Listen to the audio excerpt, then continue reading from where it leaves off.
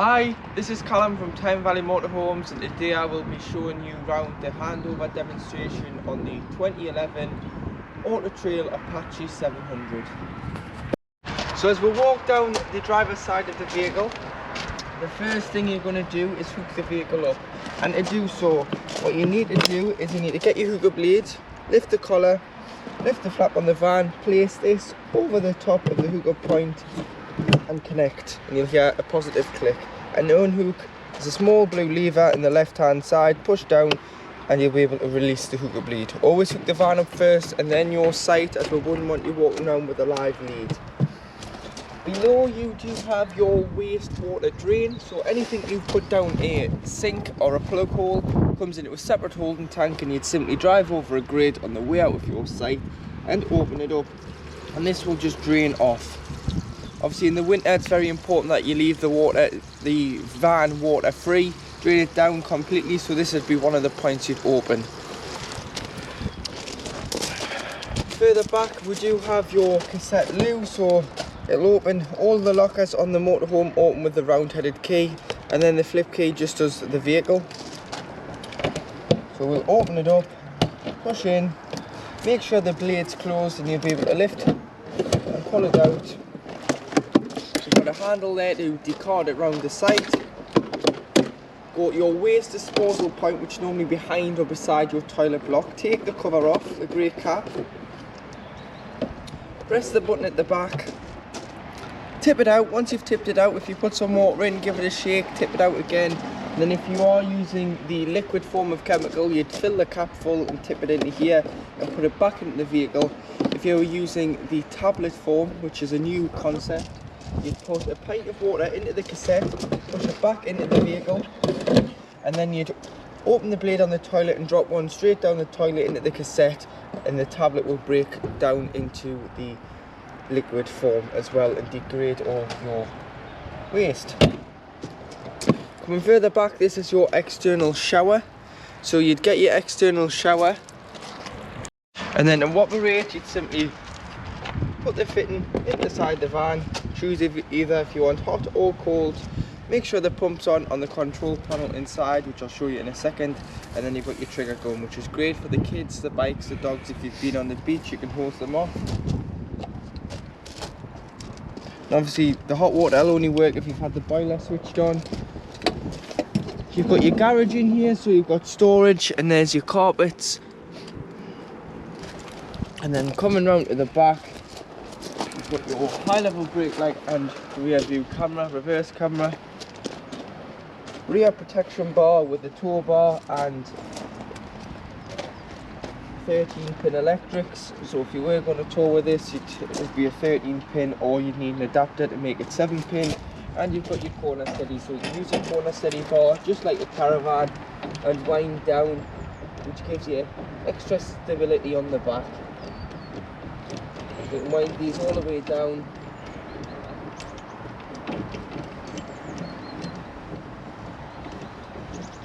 to make the vehicle more stable. And then coming round to the passenger side, to operate all your locks, you simply use this key. You'd lock it so it's locked, put the key in, quarter of a turn and push it in. Go quarter of a turn and push it in, and then to release, quarter of a turn to the right and then turn clockwise.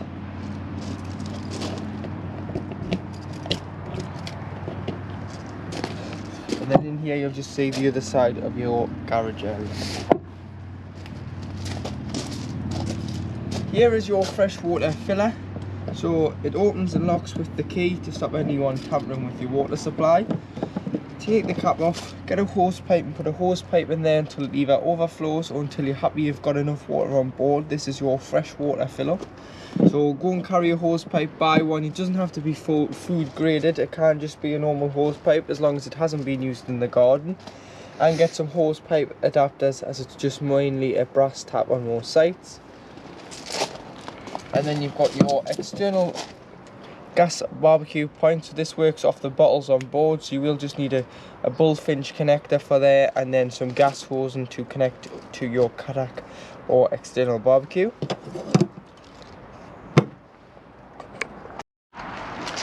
And then here is your Truma vent for your hot water system on gas. So this cover must come off, and to do so you place a bit of pressure here, your thumb in the middle, and you'd peel the cover off. This must come off when you heat the water on gas. If you're heating it on electric it can stay on, but on gas it must come off. And then if you're washing the vehicle or travelling, you can put this cover on, but the best place to keep it is in the passenger door pocket so you don't forget.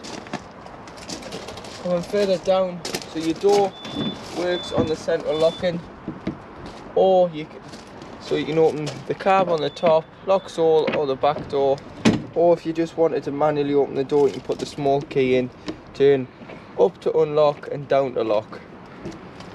Coming further back, you've got your two fridge vents, and then you do have, again, so same locks as the garage.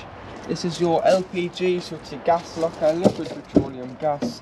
And in here you do have space for 2 bottles. So always make sure the gas bottle is tied in, securely fastened in and turned off when travelling. But the pigtail is just a left hand thread, so it's opposite threads with gas. Left hand to tighten to the bottle and then turn on and off. Obviously turn it off when you do travel, and then should you need to change it to the next one, you have got space for another bottle in there. Coming to the passenger door, you've got your diesel filler, which opens with the main ignition key, and that's where you would fill with diesel. You've got your tyre pressures here, so it's 5.5 bar all round, which is 79.5 psi all round, and this you can find this information on the passenger door slam panel. And then underneath the seat you've got a toolkit, so a jack and a brace, a tow eye, everything you need to be towed away or change a wheel. And then underneath this compartment here in the cab floor is where your main engine battery lives. So if you ever needed to change the engine battery, it does have to come out through the floor. And your bonnet releases on the side of the dashboard there. If we just have a look underneath the bonnet,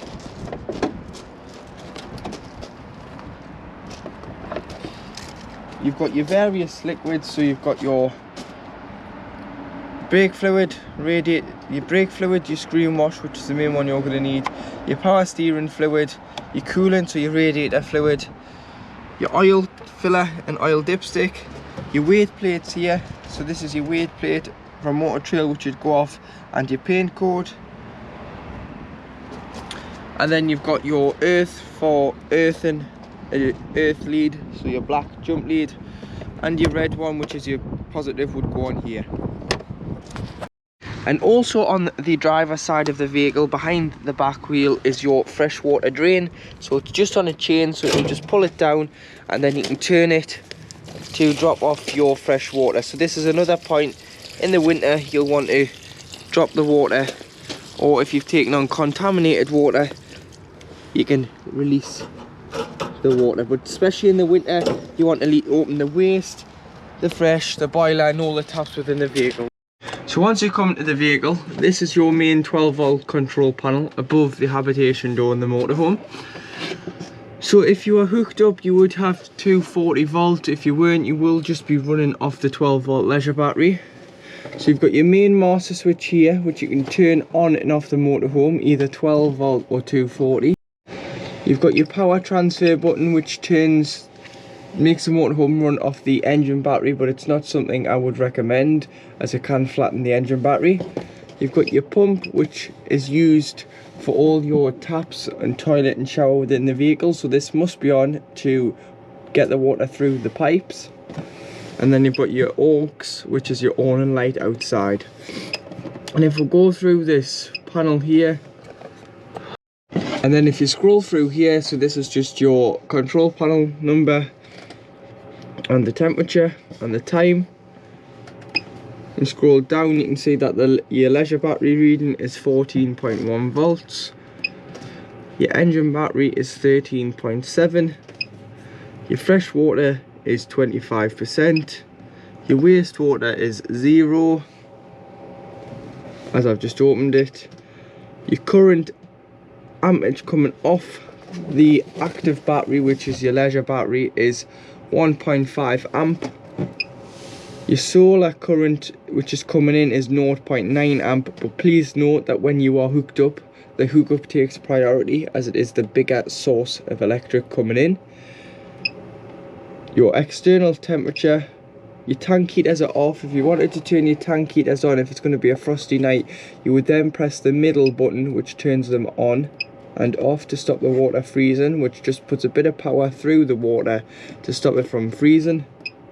You can set the clock, you can set the alarm if you've got a ferry or anything to catch. You can turn that on and off here and set an event timer. And then across from it is your ultra store. So this is how to heat your water on gas, and this is how to heat the vehicle on electric. So to heat the water on gas, which is your ultra store, so store water, you turn down to the gas flame, and then you've got 70 to 30 degrees, so you can make out what temperature of the water you want. So either 30, 50 or 70 degrees. So you can choose your temperature of your water. You've got your lights here for your lounge, your front lounge, and then you do have your heating on electric. So if you're on a site, you won't want to waste your gas, you can heat it on the electric if you're hooked up. And to do so on most sites within the UK, you turn it to the top setting, which is 2000, which is 2 kilowatts of heat. Off in the middle, half a kilowatt, which is 500 watt, or a kilowatt, which is 1000 watts, sorry. So you'd use them mainly if you're running too much electric or you're on a smaller CL site. And then you've got 9, which is about 30 degrees, 5, which is about 15. So you can choose this is your thermostat, and you can choose the heat of the vehicle. So in the cupboard above your dinette in the front, just behind the driver's seat, you've got your EC500 power supply unit. So this is just imitated from the control panel, but you do have your system shutdown button, so you can turn that off if you're storing the vehicle for a long period of time, and it will stop any power drains, but will also turn off your head unit within the cab, so your reverse camera and everything will become redundant if you turn this off. So just take that in mind if you're going to then take the vehicle out and try to reverse. You'll think, oh, my reverse camera's broken. It's not, this is turned off. You've got your charger, your water heater and your space heater. So this is just the 240 side, so just leave them switched on, and they'll only work when you're hooked up anyway. Otherwise you'd be using the gas side, which works on a different switch on the actual item. You've got your 12 volt blade fuses, which are all listed here, so it would be a good idea to go and get some spare blade fuses and carry them just in case a fuse does blow. And you've got your trip tester, so your RCD and your MCBs, so if anything trips, try here before you try your site.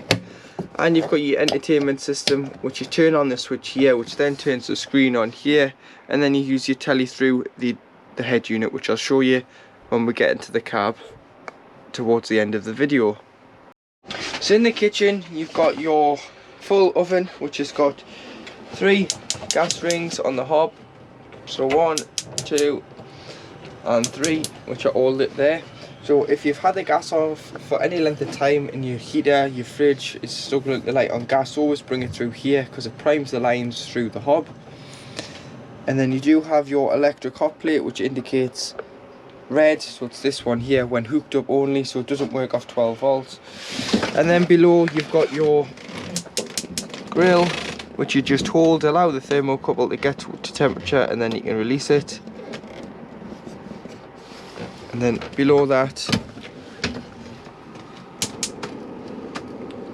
you've got your oven.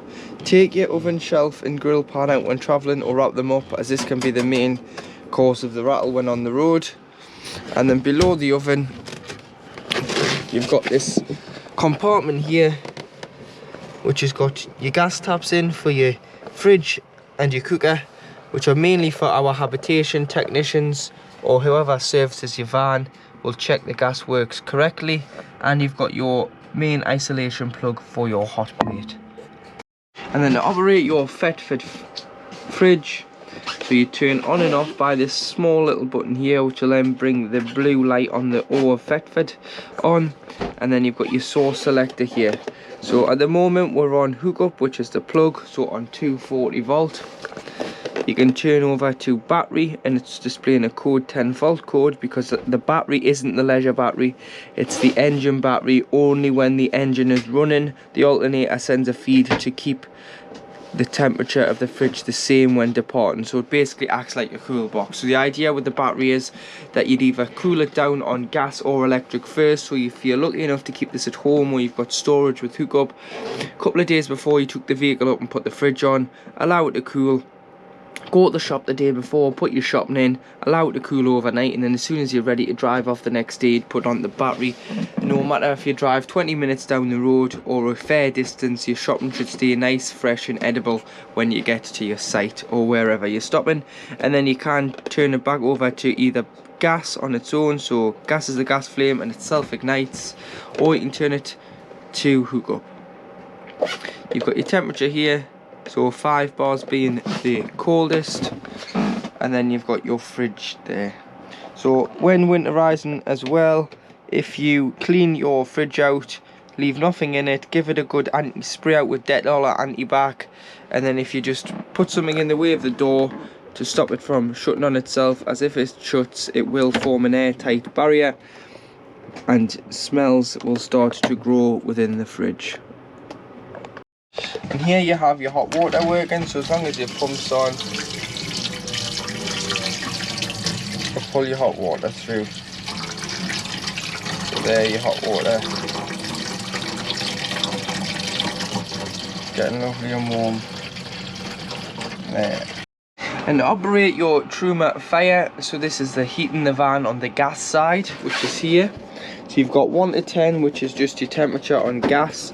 So if you look into this hole here, you'll see the gas flame. And then when you let it out, it gets better. So there, the little flame, and then the orange flame. So that's when you release, you'll hear it roar, and that's the gas side. So you choose your temperature, to make sure the gas is turned on and make sure the lines are primed first, and then you'll be able, so if you're using it regularly, the lines will be primed. But if you've left it in storage for a couple of months, bring it through on the hob first, and then this will light easier.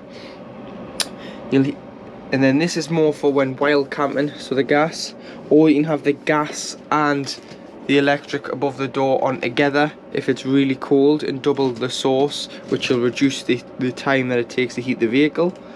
And then next to it, across here, you do have your 12 volt fan. So if it's off in the middle like it is now, it comes out the front of the fire, which is great if you're wild camping, because you're not wasting any 12 volt on a fan, and it will just heat the van by itself coming out of here. But if you wanted to blow it round the van, you've either got the wiggly line, which is manual mode, and it'll manually push it round the vehicle until you come and turn it off or turn the temperature down. Or you've got A, which is automatic, and it'll automatically blow itself around the van until basically it hits the temperature that you have put in. So say you've put it on, I don't know, 20 degrees, the van hits 20 degrees, then a thermostat will pick up that it's hit 20 degrees and turn off, and then should it drop down to like 16 degrees, it will kick back in. And you've got 1 to 5 on here, which is just the speed of the assisted fan. In the wardrobe, you will find your leg, so your pole leg and your top, which sits in here and gives you a boom arm table in the back, or should I say a pedestal table. And in the back lounge, you've got your telly point, and you do have your lights for above the cabinet and the lights below the cabinet. If you press and hold, you can dim them. So the stages they can dim by just pressing and holding. In your cabinet below your TV in the back, in the cupboard at the bottom, this is your boiler drain down tap in the winter. So to winterize the vehicle, the tap is lying down. You want to stand the tap up, and this will drain off all the water underneath the vehicle, allow the 10 litres of water to directly drain out underneath the chassis. you'd leave it standing up during the winter months. So during the time it's not being used in the winter, you'd leave it standing up. You'd open all the taps within the vehicle. You'd open the fresh and waste tap outside, which are on the driver's side, so one just behind the driver's door and one just behind the driver's rear wheel, which is your fresh.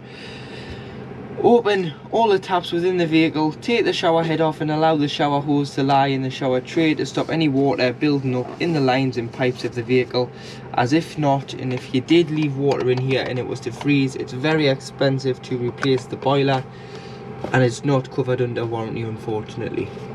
So lift this up, come in with no power, lift it up, open all the taps within the vehicle, the taps outside, and then that is the vehicle completely water free. To operate the windows, you'd lift the toggles, push the window out and turn these. There's one on this side, one on the other. Tighten this to keep the window out, obviously loosen it to bring the window in.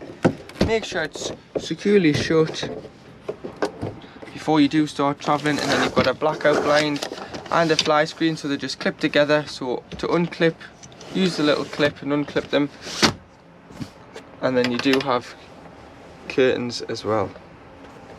Yes, so your curtains on these aren't actual curtains, they're just display curtains, so they only come to about here, so they don't actually cover the window. And then to operate the skylight in the back, you just use the winding handle and wind the window open.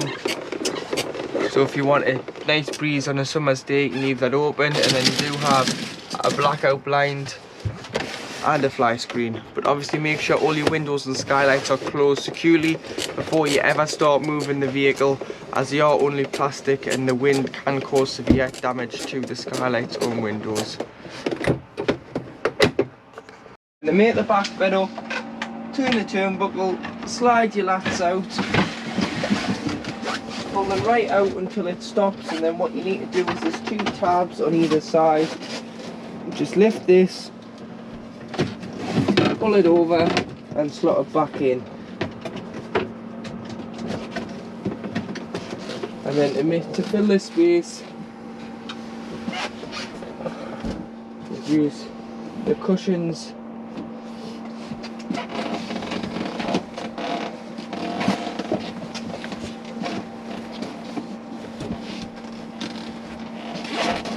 Well, the big one.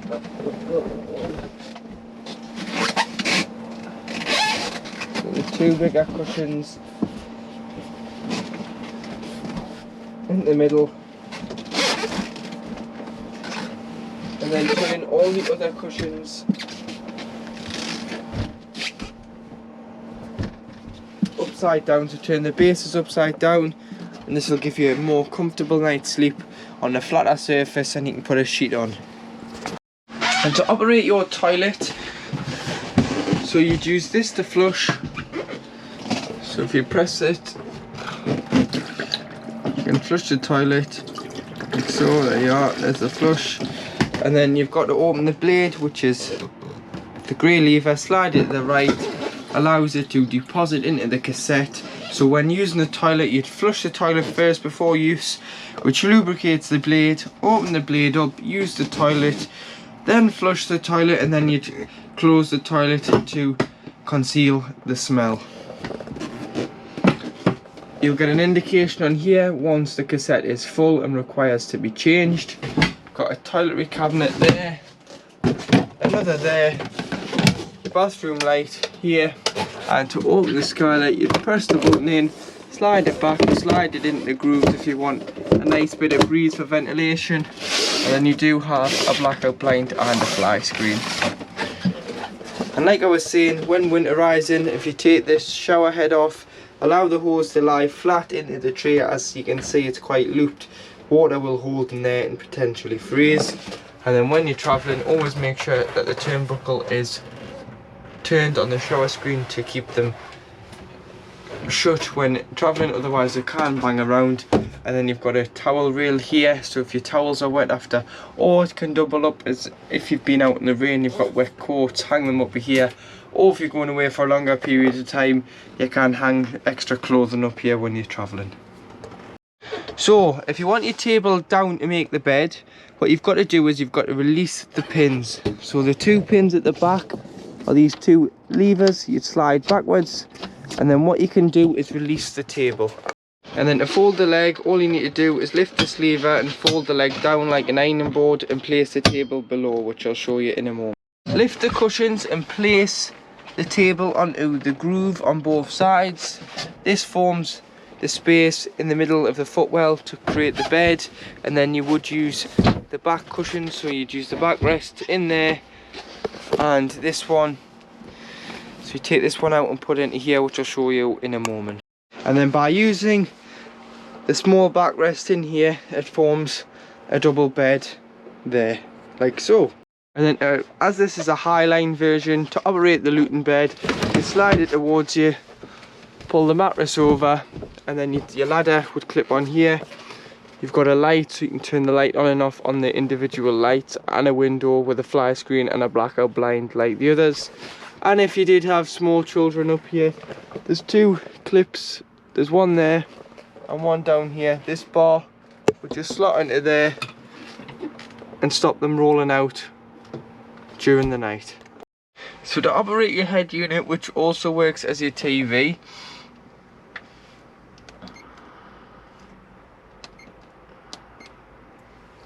you can press SRC on here, or go to your home page and find the telly, press here, and then what you can do is it will come up onto the monitor as well. So as long as you've turned the rocker switch on in the cupboard by the power supply unit for the entertainment system, this monitor will power up. And you can do, if you go to search, you can do an automatic search, and this is where it will retune with the aerial and find as many channels as it can in your area. So there it's picking up, scanning for channels. And once it gets so far in, it will then start picking up a signal.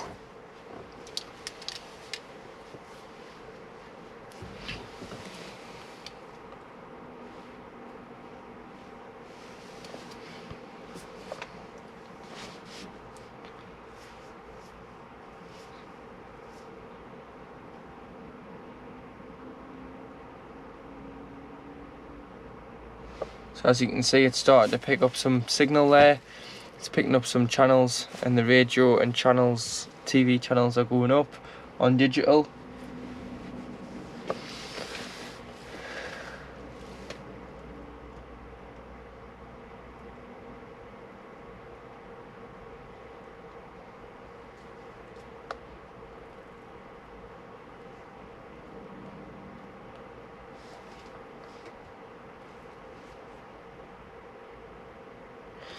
And then to go up and down your channels, you just use the arrows, so you can go up the channel, which obviously displays on here as well. Obviously you turn it up on the head unit, which then turns the volume up for your TV.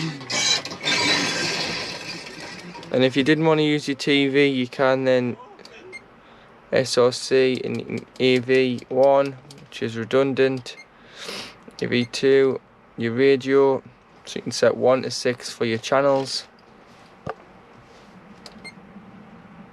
Or if you press here,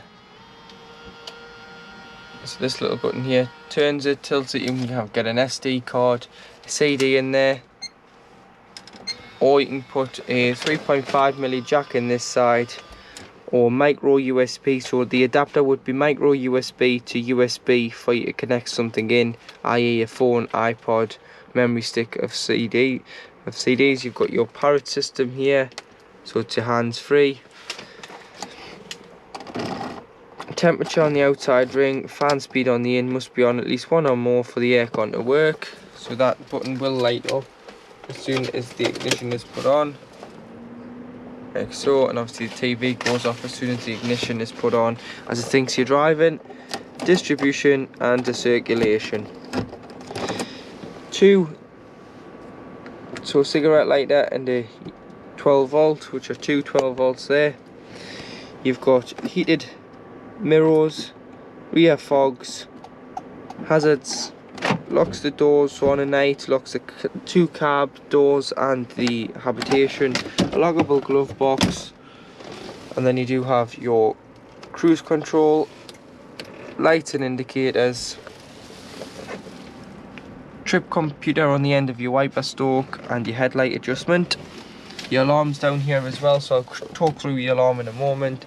6-speed manual gearbox with up, lift the collar into reverse, which then brings a rear view camera on here.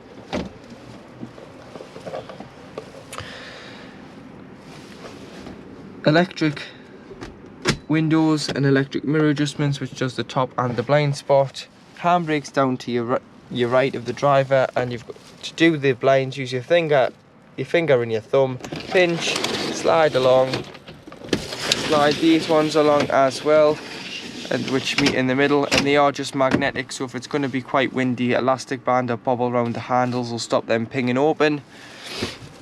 And then to operate your alarm, so your alarm's down here.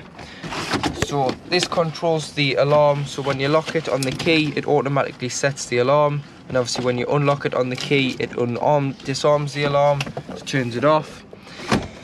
But these sensors here pick up movement in the vehicle, so what you need to do is to turn these off if you're leaving yourselves in or a dog. Put the ignition on, ignition off. Within 6 seconds you press and you hold this button here, and you'll see it flash red just underneath my thumb there. And once it stops flashing it turns these off, but as soon as the engine is started again it goes back to default, so you'd have to do that every time if you were leaving an animal or yourselves in the vehicle.